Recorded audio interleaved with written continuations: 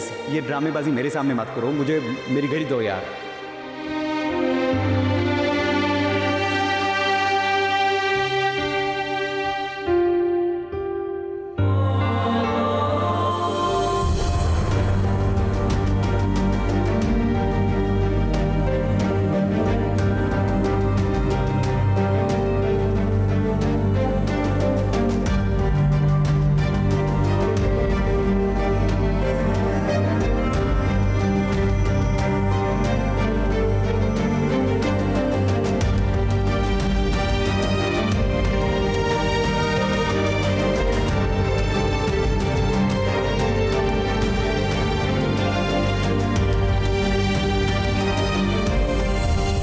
जी जी बिल्कुल।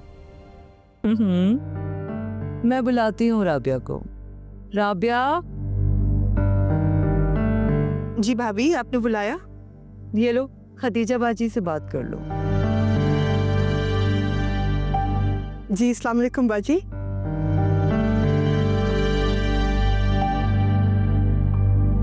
सच बताऊं तो मुझे भी याद नहीं पड़ता कि मैंने शहर के बारे में कभी तुमसे बात की थी।